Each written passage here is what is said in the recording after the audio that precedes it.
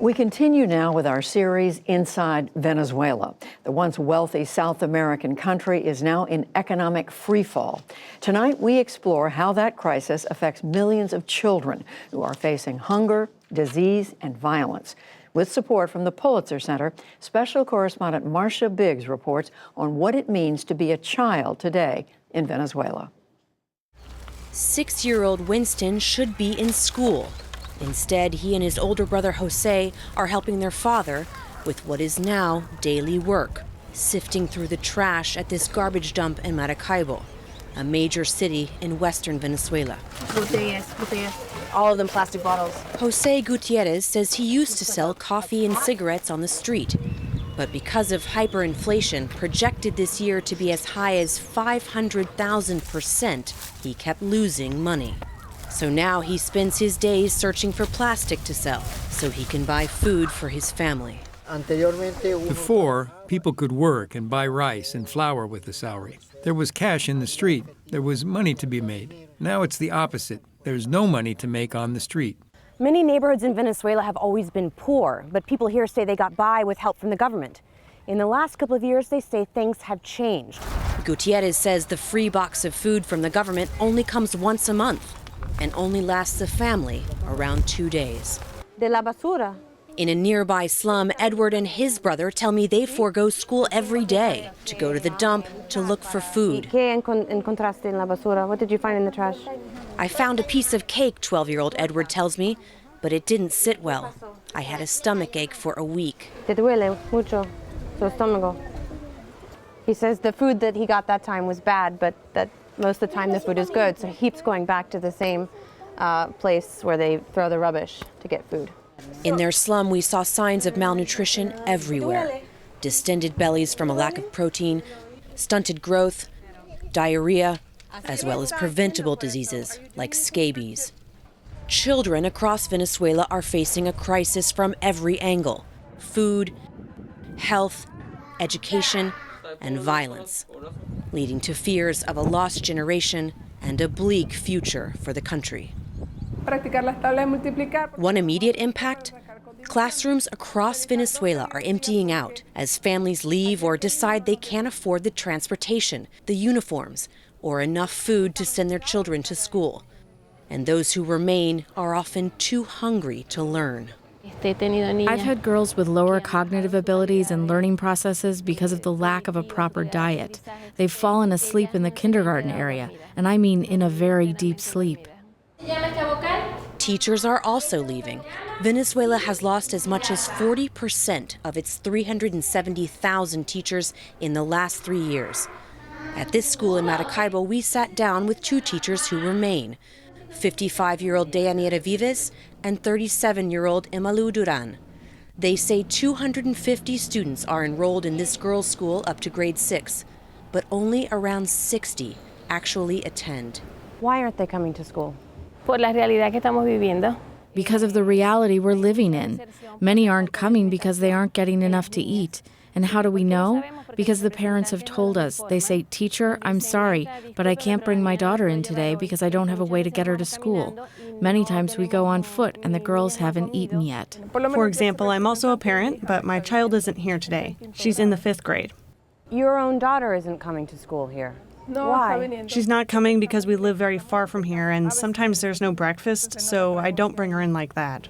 So I was going to ask the question, what is the future for a child in Venezuela? But now I learned that you have 3 children in Venezuela.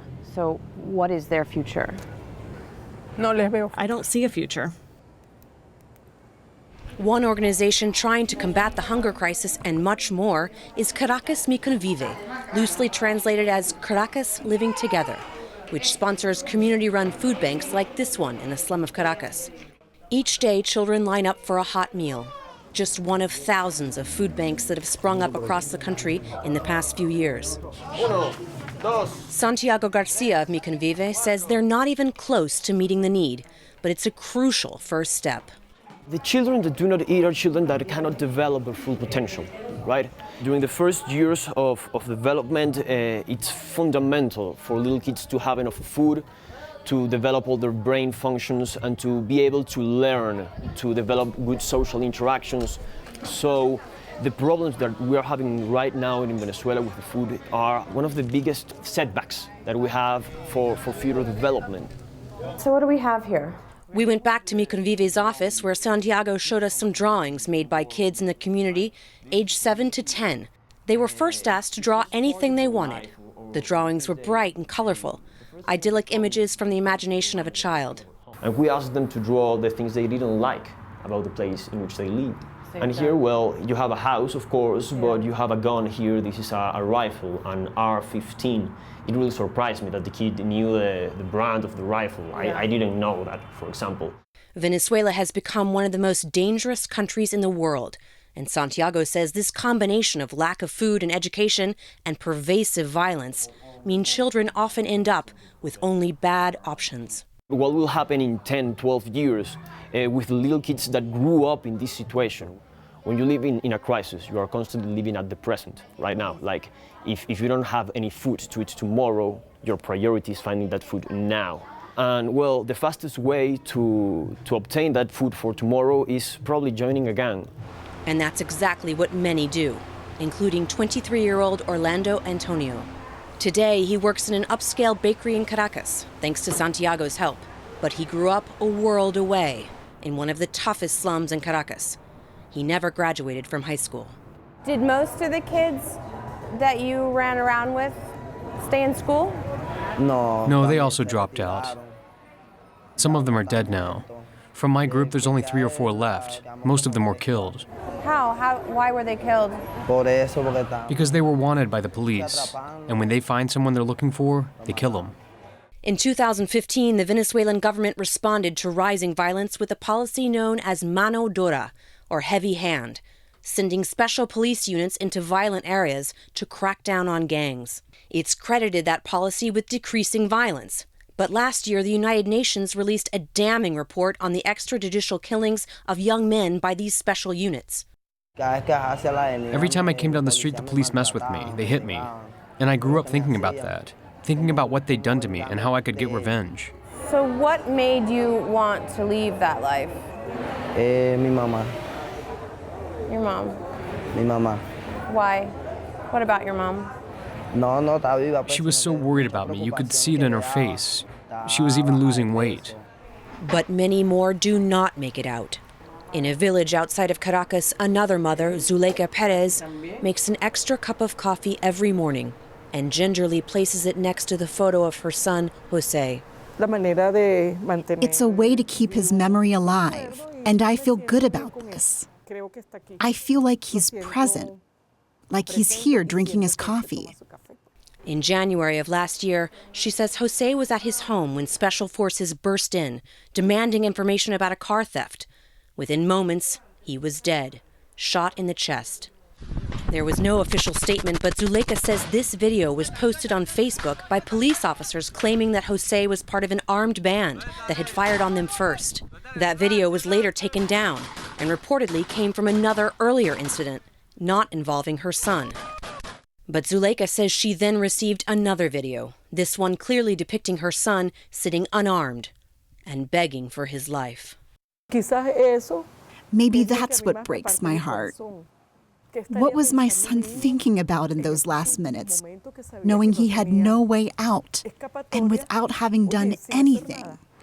Jose left behind his mother, his 2 brothers, and a 9-year-old daughter, Valentina, who Zuleika says likes to visit her dad at the cemetery. We never thought this tragedy would happen to us. A tragedy can happen to anyone. And in this country, tragedies happen. But the important thing is we don't know why. Back at the slum in Maracaibo in the country's west, as we were wrapping up our day, we stumbled upon yet another scene of desperation. Dozens of children lined up, empty bowls in hand, waiting for a food bank to open. The food eventually arrived, rice and beans, paid for by an American donor and handed out by his Venezuelan son. Each child waited his or her turn and then ate. One more meal for these children and a country in need. For the PBS NewsHour, I'm Marcia Biggs in Maracaibo, Venezuela.